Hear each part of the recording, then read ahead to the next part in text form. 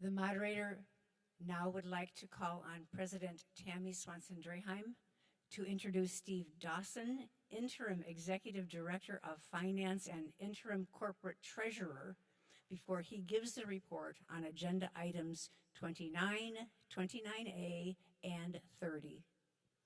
Thank you, Madam Moderator. It's a joy to introduce someone who probably needs very little introduction because so many of you know him. But for those of you who are newer, Steve Dawson is here with his wife, Mary Jane. Welcome.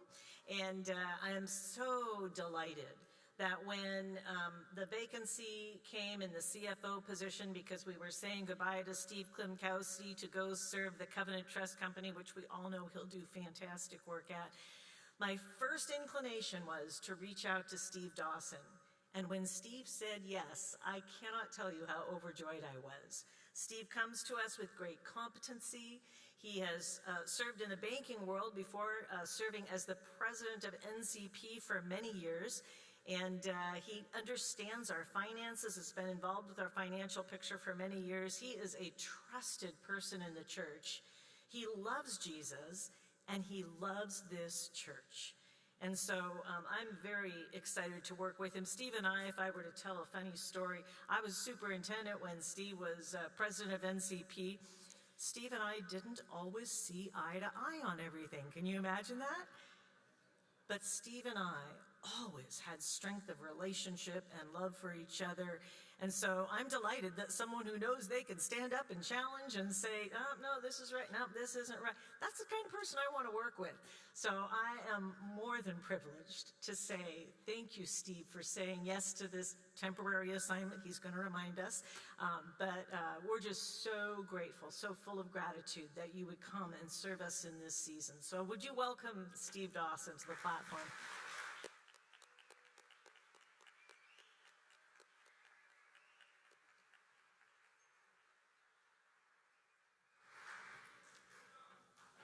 Well, you know, actually, thanks might be better directed to my sweetheart, Mary Jane, who has loaned me back to the Covenant for the season. So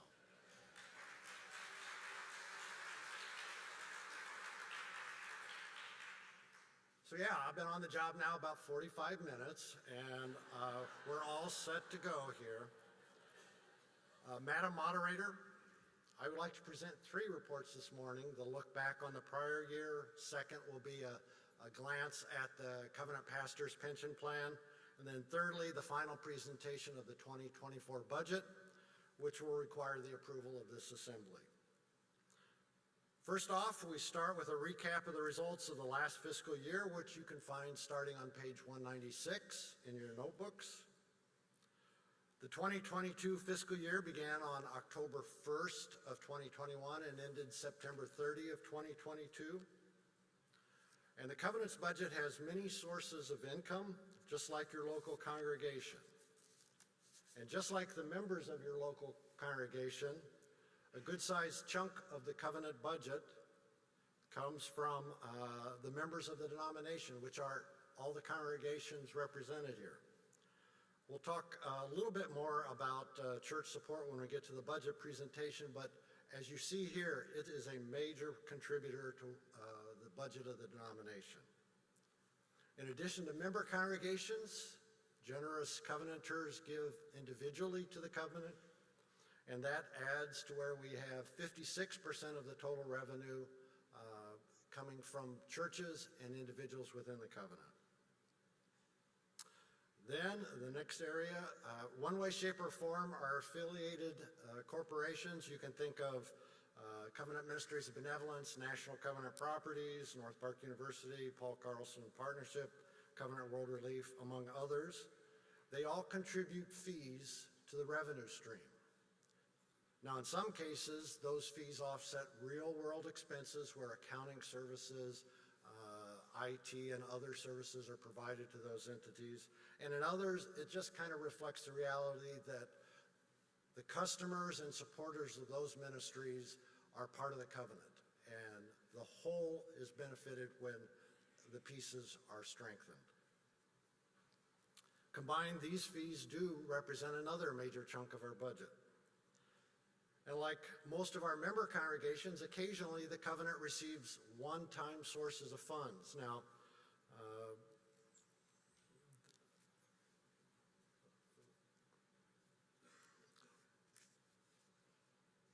those funds are dedicated to the denomination. They come from a number of sources. This could be like when someone dies and we receive a bequest, they leave a piece of their estate to come to the covenant. We don't just set that aside for reserves, we deploy it into ministry. Now we also do use that somewhat as a backstop. I mean, for those black swan events that happen on occasion, like COVID, you need to have a reserve that you can tap when you need to get there. Lastly, we have the inevitable kind of other, which primarily is rent and communications revenue and those sources, and other items that don't neatly fit elsewhere. Now, as we look at the income sections of the budget, you'll see that local church support last year was down by almost $700,000. We recognize that local congregations are still seeing their local income recover from COVID downturns, and maybe not all the way back yet. That flows through into the covenant's budget. In fact, that's one of the beauties and also the downsides to percentage giving. When covenant churches benefit from their local income going up, that usually raises the income for the denomination. When they see their income under pressure, like from COVID and other things, that results in lower giving to the denomination.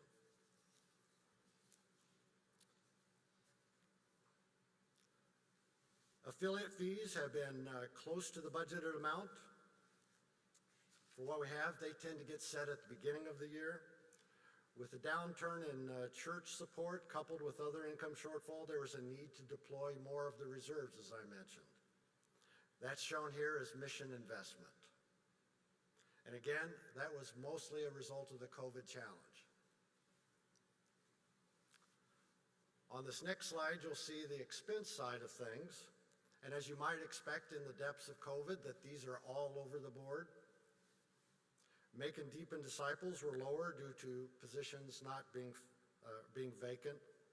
Develop leaders was over budget because of right-sizing staff levels and the significant crisis help needed for pastors.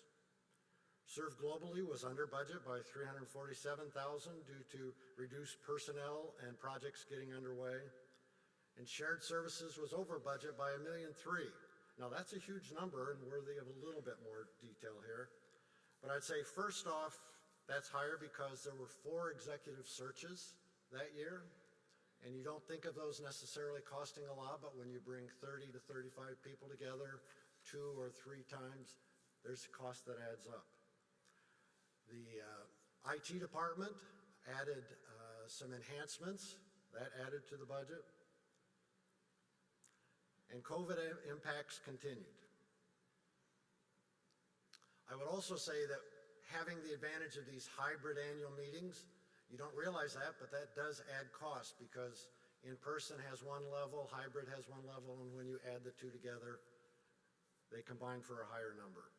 Now, so far in this current fiscal year that we're in, 2023, we're actually tracking much better towards the budget numbers.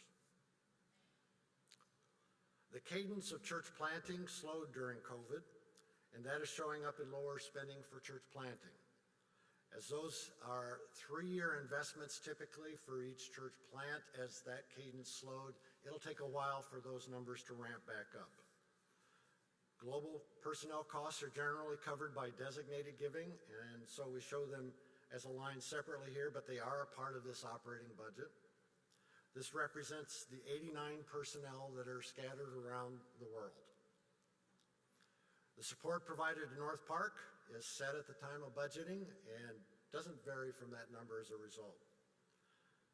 I do want to take a second here just to express thanks to Melissa Liu and Frederick Wall and the whole finance team for putting in a lot of hours to get the audit done on time for the annual meeting. It was huge.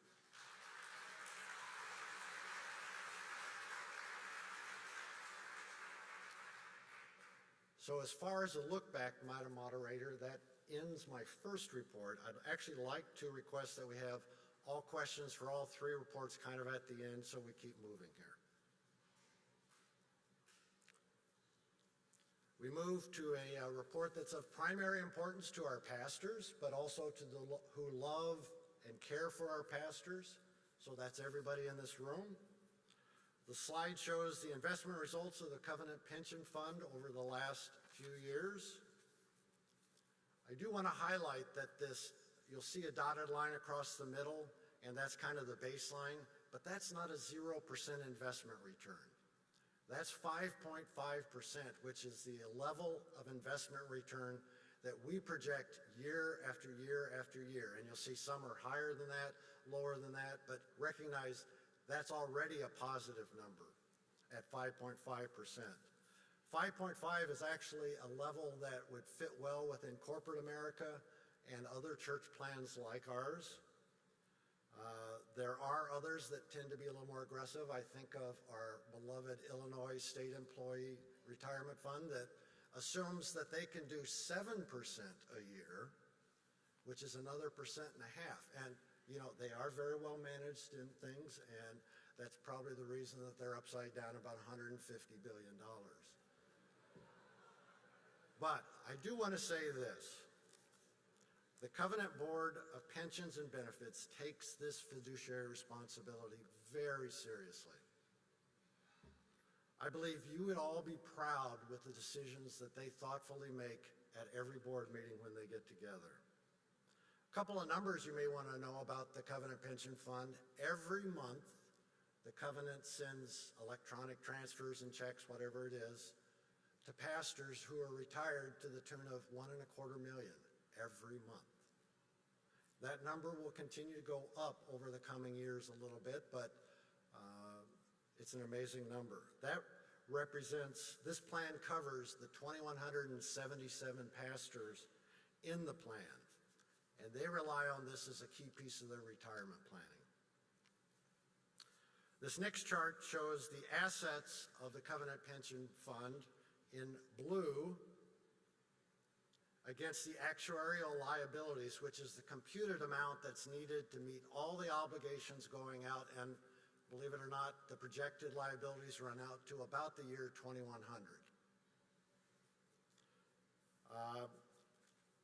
The actuarial liability there is shown in the red.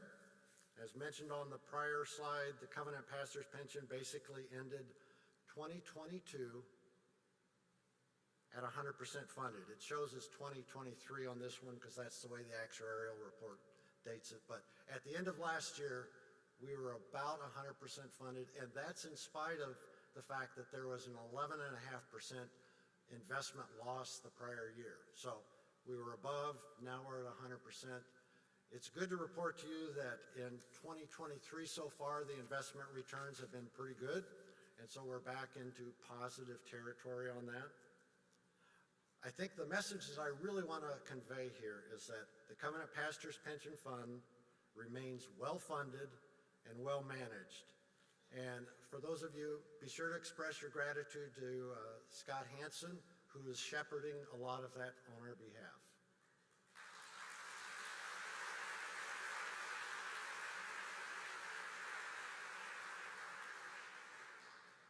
Now, my final presentation today is on the budget. And this is an item that will need action by this assembly. It is a fiscal year that started this last October 1st and runs through September 30 of this year. I'm sorry, it starts October 1st of this year and runs to September 30 of 2024. So starting in 4 months and going forward for 12 months after that. You will remember that from my earlier comments about the need to deploy reserves at a sustainable level. COVID impacts have required greater deployment than desired, but these kind of emergencies are the exact reason we maintain those reserves. We had assumptions that go into every budget year. So here's the budget assumptions that we have. That number one, we wanted to reduce the amount of budget reserves needed So the unrestricted reserves being used this year dropped back to 167,000. We were able to identify another 972,000 in new sources of revenue in our mission partnerships, and we'll show those to you in just a minute. Now, there were additional assumptions that went into the budget. We had a 3% increase in compensation, kind of as a pool to use for this year, and we project a 9% increase in medical premiums, so be aware of that. With a major chunk of the denomination's budget being in personnel, those are big dollars. Now, as I mentioned, we were able to identify 972,000 of additional revenue streams. First off was Covenant Ministries of Benevolence graciously consented to increase their affiliate fees by $242,000. Serve Globally was able to identify some restricted funds that could be deployed into the year this year to the tune of $262,000.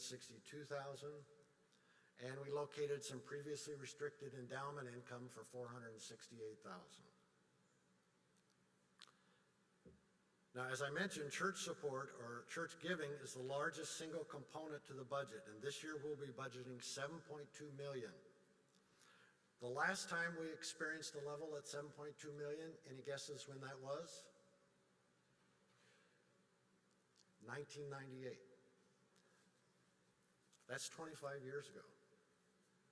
Here's a chart that shows the last 25 years of church support coming to the denomination. Now, there's many streams that influence church giving. You know, there's a more local focus that a lot of churches have where, you know, kids growing up in the church, they're homegrown missionaries, and a lot of them go off to serve InterVarsity or Young Life or Cru or other wonderful mission organizations, but those aren't in our budget.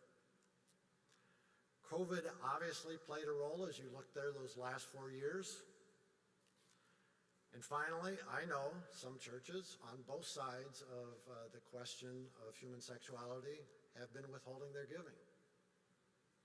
That all plays out to restrict giving to the denomination. I raise this primarily because church giving is such an integral part to this. If it isn't doing well, the covenant budget's under pressure. So just also to point out that the 1998 number of $7.2 million adjusted for inflation would be about $13.7 million today. What a huge difference that would make. So here are the amounts budgeted for fiscal 2024 revenue. Local church revenues budgeted at $7.2 million. That's down 3.2% from 2 years ago and down 6% from the current year budget. Individual donor supports at $2.8 million, again, which is down from both the last couple budgets. These two are down $400,000 from the actual receipts 2 years ago. Affiliate fees are up to the $4.5 million that we indicated. Mission investment of unrestricted funds is at a much less than sustainable level. We could do more than this, and so if needed, we have those available. Bequest funds are steady. We have those as a separate line item, and other sources are basically flat. So all told, a $17.5 million budget for the year. The last slide where I indicated amounts we need to receive to achieve the budget this year.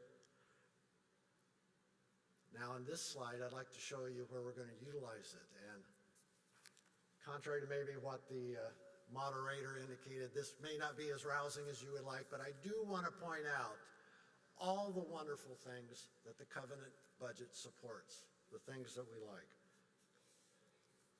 First off, this budget assumes that the revised structure that was approved a couple days ago, I'm grateful that it was approved because I'd have to change the deck otherwise, that we made all those assumptions into the budget, and they're reflected here. The first two lines represent the covenant budget to serve clergy and North Park University. Serve clergy is the denomination's commitment to resource our clergy at all levels.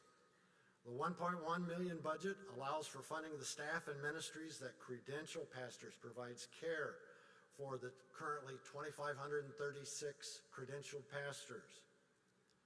1,733 of those are currently active in their ministry. It also provides training to pastors. I want to indicate that this is also the mission priority that the Lilly Endowment has blessed with approximately $10 million during the last decade to fund sustaining pastoral excellence, thriving in ministry, financial training for pastors. And the reason that Lilly keeps coming back is because this area has been faithful in doing what Lilly has asked of us. And they keep coming back. It's a blessing. The $1 million for North Park University is the Covenant's standard level of support for the last few years. It helps underwrite all students, but has kind of a focus more on the students at the seminary. It provides a modest support level for Chet. And these resources also allow for North Park to work with programs like Ignite and Equip, bringing theological education closer to where students live so they don't have to disrupt their lives to get it. The next category is serve locally, and this area basically combines the former mission priorities of start and strengthen churches, make and deepen disciples, and love, mercy, do justice. The $2.4 million budgeted for fiscal 2024 is 1% less than 2 years ago, but it's 10% less than the current year we're in. The Covenant is a nationally recognized place for being at the forefront of biblical justice within the church. The Covenant has been a national leader in church planting. The Covenant is a national leader in racial righteousness. You should all be proud of that.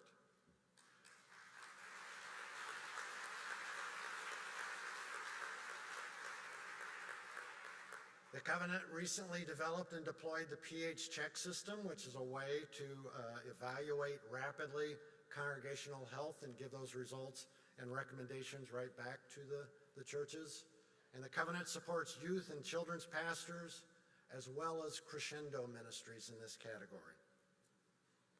The next two lines represent the budget for church plant appropriations, less the Living Legacy funds. And just to say, Living Legacy is the name that we give to the resources that come to the Covenant and the conferences from congregations that reach the end of their life. And any assets there come, and those are typically used primarily for church planting. Now, this is a reflection that the cadence of church planting has slowed during COVID.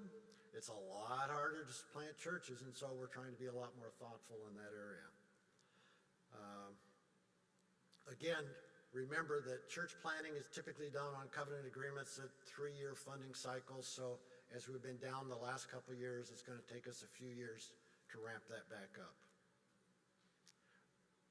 You saw the 8 church plants that joined the Covenant earlier in the meeting. There's currently somewhere between 30 and 40 church plants out there that are getting ready to where someday they'll come in as members.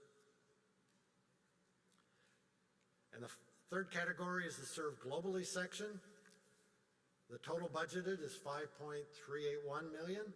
And that includes almost $4 million for the 89 global personnel that are shown overseas.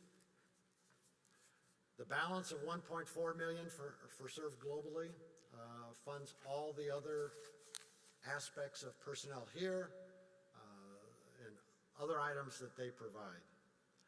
As mentioned earlier, some of the churches that we work with overseas are now larger, in fact, multiple times larger than the Covenant here in the U.S. and Canada.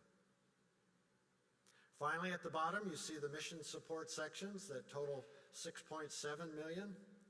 Keep in mind that these include the support personnel that receive and disperse funds, cover the accounting and administrative needs of the Covenant's Pastor's Pension Fund, Covenant benefits, Guidestone Retirement Service. They produce and publish the Covenant Companion. It also includes that help advance the funding resource of the Covenant and those who serve you well in Covenant leadership. Total base mission investment of $17.651 million. The expense portion of these budgets have had 2 additional assumed items that helped us get to where we were. Now the restructure and other empty spots in staffing allow us to assume that the expenses came down by $434,000. I want to make sure for any employees of the covenant that are out there, there's no cuts or anything in this yet to be done. This is the stuff that's already understood and moving forward.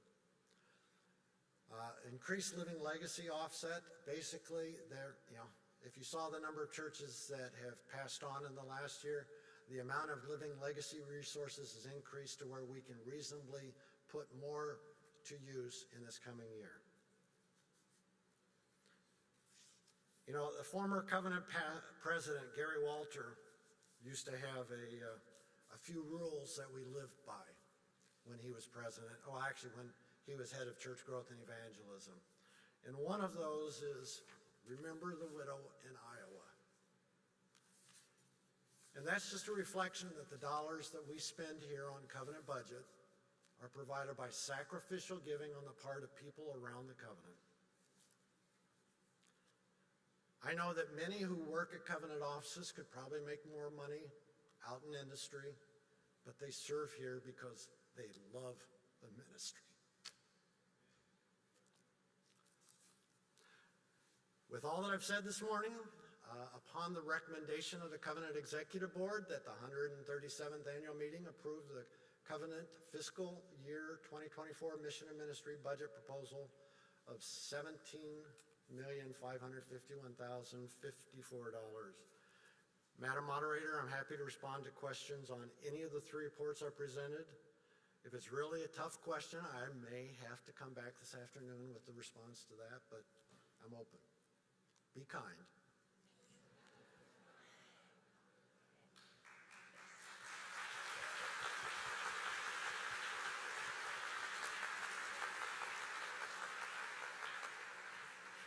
Thank you, Steve.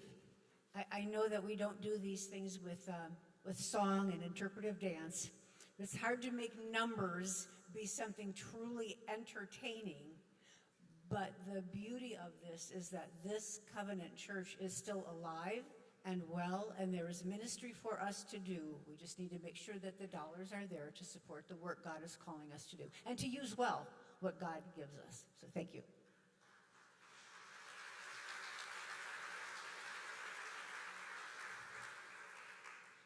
Okay.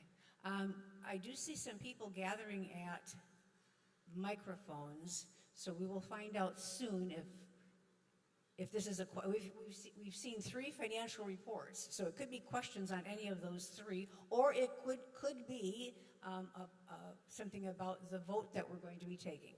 But we'll take them as they come, and let's see, that must be an online person. The moderator recognizes online delegate Derek. Please raise your hand, Derek, and then please unmute your microphone and speak to us.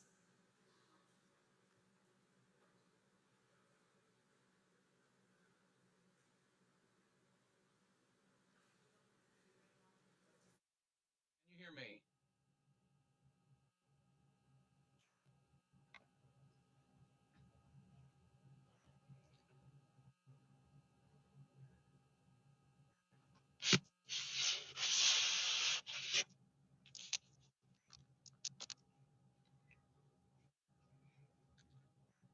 Hello, can you hear me?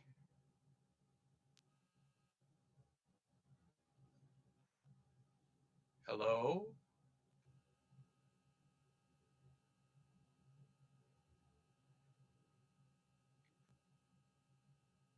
I will go ahead and speak just in case you can hear me, even though I can't tell if you can hear me.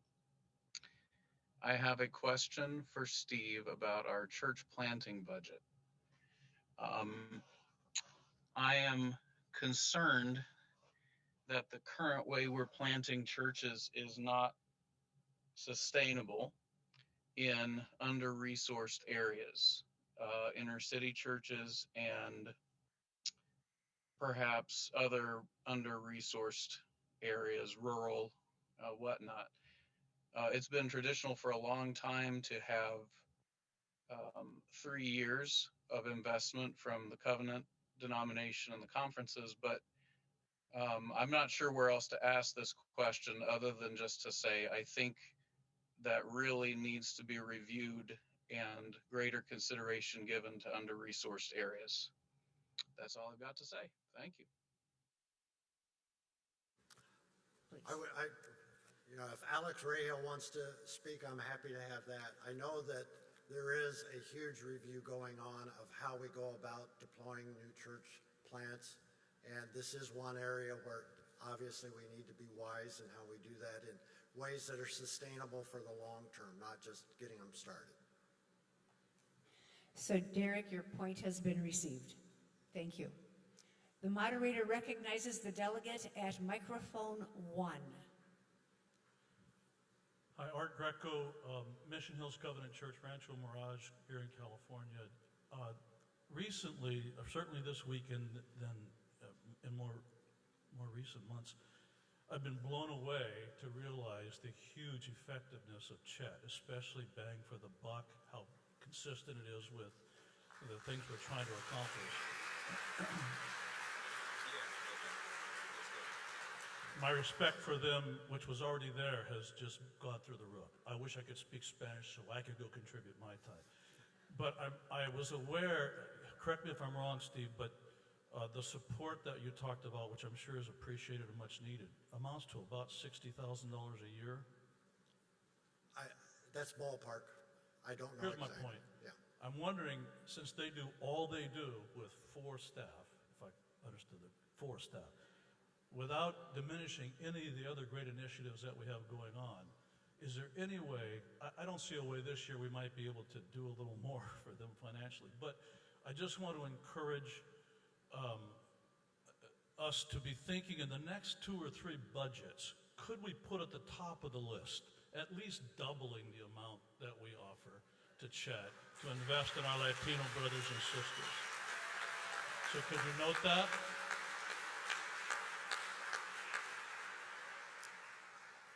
Duly noted, Art. I know it's at the heart of all of us, so yes. The moderator recognizes the delegate at microphone 2. Thank you, Madam Moderator. My name is TJ Brashears, delegate from Wellspring Covenant Church on the island of Oahu in the Kingdom of Hawaii. I'm one of those people that gets excited by numbers, so thank you. Don't know if I've been to an annual church meeting where I haven't asked about the budget, so here I am for the gather. You'd mentioned church giving being such a large portion of the income for the denomination. I'm wondering if this projection of decreasing takes into account the 22 churches removed from membership voluntarily, and the 1 church removed from membership involuntarily. In addition to that, for church giving, given the continued closing of churches, again, having just mentioned a handful this year, outpacing the churches coming into the congregation, and the contentious vote yesterday to remove another congregation involuntarily, is this taken into account in kind of what's projected to come in the next year to come? Would also add, how many churches are you expecting to be removed next year, voluntarily or involuntarily? And how many additional churches do you expect to cease their giving because of the covenant's strong stance on human sexuality? Thank you. A lot of questions there. Yeah, all kind of in the same realm, but yeah. So I would say number 1, the budget, if we look at the current fiscal year that we're in, and most of these church closures were prior to this current fiscal year, it just takes time to get to the annual meeting here. Most of those churches were at a level in their giving that was pretty small because they were down to the last 10, 20 people anyway. Not all of them, obviously. Some of them were quite a bit more. churches that may decide to depart the covenant because of the covenant's position, I think in many cases, those have already reduced their giving to the covenant. I'm kind of a numbers wonk a lot of the time, and I look at that, and that's been my observation. Not all, I don't want to say that, but a number of them have. And if I look at where we're tracking this year so far, next year's budget is at a level that I think is very supportable. That's one of the first things I wanted to look at before I came up here, to be honest. What happens in 2 or 3 years? I mean, some of it is are these impacts going to be long enough lasting that there's another 25 churches next year, another 25 churches? I don't know that yet. I know the staff and conferences are working hard to help churches get back to some level of health. When I looked at numbers for the denomination from 2019, so pre-COVID, to the end of 2021, I don't have all the individual church numbers for 2022 yet. Attendance of those churches that we had numbers for went down by 30% in those 2 years. Giving was flat. Now, I think it was flat partly because a lot of churches got PPP money during that time, and that backfilled a little of it, and I suspect that 2022, those budgets are under a little more stress as a result. We'll have to see. Sorry. Thank you. The moderator recognizes the delegate at microphone 4. Thank you, Madam Moderator. Matt Block from First Cov in Anchorage. Thank you for your service, first off. This is not easy, and I'm not a finance guy, but you put together the financials well. With tremendous respect, I'm not a numbers person, I'm not a finance person, but I followed your report, which is new for me. I'm looking at page 225 of the delegate materials, which is page 3 of the FY24 mission and ministry budget. If it's helpful to see, there's a chart in there that has sources of income. You described the other income as being basically flat. In that chart, it shows a 268% increase in other income. That would account for 4% of budget. I know the last couple of years we've been close to 4% over budget. This year we're projected at being budget neutral, but if that other income doesn't manifest, then we'll once again be close to 4% over budget. So where is that additional $725K of other income coming from? And did I miss it? What's the other account for that? Good question. Maybe in the next 45 minutes I'll be able to kind of get that one figured out. Actually, that's probably one of those questions I want to come back with a more specific answer this afternoon when we come back with answers. Sorry I don't have that. Thank you. The moderator recognizes the delegate at microphone 4. This is Douglas King from Simi Covenant Church, Simi Valley, California. Most of us, I'm sure, give to other charities as well as our denomination and church and conference, and I appreciate that generosity that we have. When I look at my own giving and other charities as well, I'm really concerned about administrative and overhead costs. And typically you want to see something that's 10-15% maximum. I'm hoping that our administrative and overhead costs aren't the 38% here that we would see from our mission support line as a percentage of total budget. You have a number that you can give us to give us an idea what that might be? Yeah, the administrative line, I think, is a little, well, you have to remember that it includes a lot of things that most other mission organizations don't do. So, for instance, included in that line are things like covenant benefits, the pension plan, all the other accounting that we do for all the other services. It's a higher number, and I'll, again, try to come with a little bit better breakdown this afternoon on that. Thank you. Any other questions? Any other comments? One moment, please.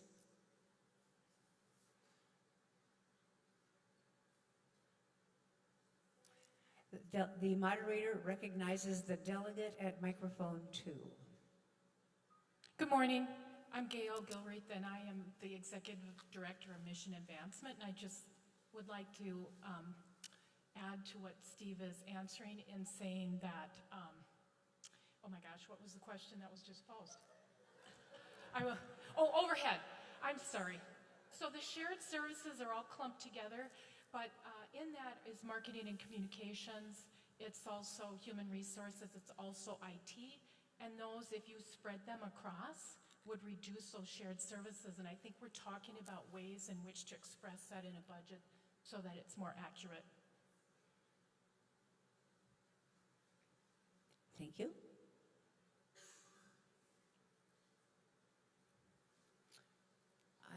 I'm not seeing anyone at a microphone.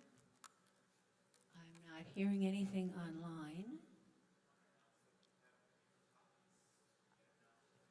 I have been advised that we now have additional paper copies for the audit. If you want one, flag down the person who's waving papers.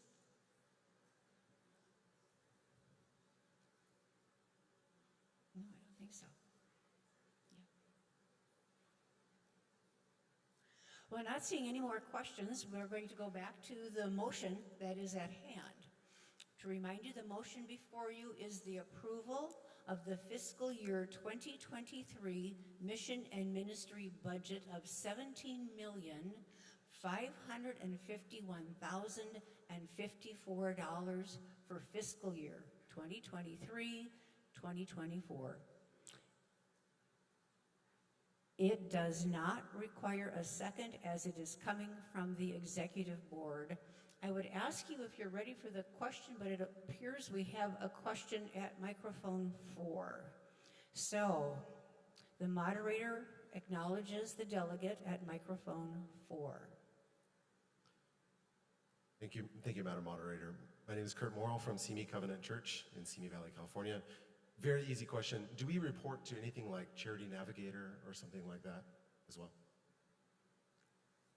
Can you repeat? I had trouble hearing that. Sorry, do we report to any outside organization like Charity Navigator, or I don't know what the other ones are called? Not to my knowledge. I mean, that's part of the reason we have the audit every year by Cape and Krause, but be interested to talk to you more about that. We're always open for accountability and transparency on what's going on within the covenant. Thank you. We have a motion on the floor and the second. Are you ready for the motion? Are you ready for the question? All right. Please open voting to approve the fiscal year 2024 mission and ministry budget as it has been read. Voting is now open. Delegates, please cast your vote.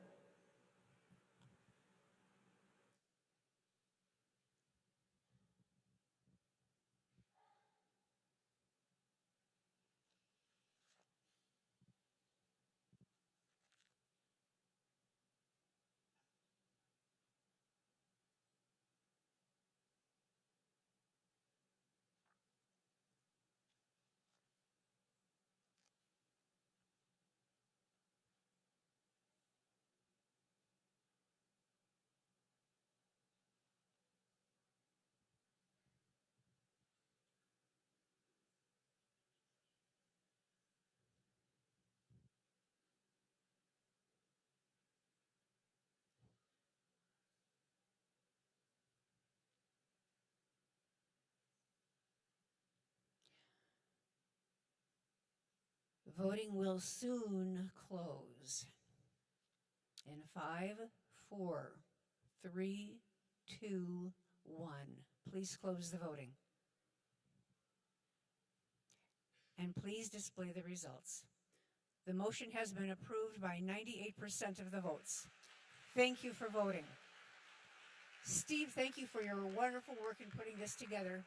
And as, let's see, someone's going to come up and pray over this. Usually Scott Dennis, it looks like, is going to come up and pray over this one. And while he's getting ready to do that, I just want to remind you that, when people like Chet and others were up here, they showed us how we can individually also support them. So we can do that.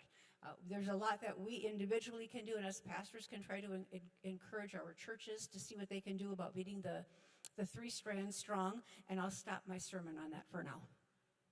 Thank you. Thank you. Join me in prayer, please. Heavenly Father, we give you all grace and praise, and we just take these numbers and present them to you and realize they are in your hands. And we just look for your provisions over the next year. We thank you for your love for us over the past years and for your providing for us. We thank you so much for the many hours that have gone into compiling these numbers of yours. We thank you for Steve Klimkowski and his years of service, and we just look forward to what you have in store for him at Covenant Trust. We thank you for Steve Dawson stepping in this interim, and we thank you for his love for you and his love for numbers and his ability to provide good stewardship of your numbers for us. We thank you for the finance team, for Frederick, Melissa, Christina, all those that have put in countless hours over the past 6 and 8 months to produce this budget that we've presented today. And we thank you for their love for you also. And we realize that as much work as we've gone into preparing these numbers, it is your work that will provide these numbers to us and allow us to do the work that you want us to do. So we put this all into your hands. We thank you, and we ask this in your heavenly name. Amen. Thank you, Scott, and thank you, Steve.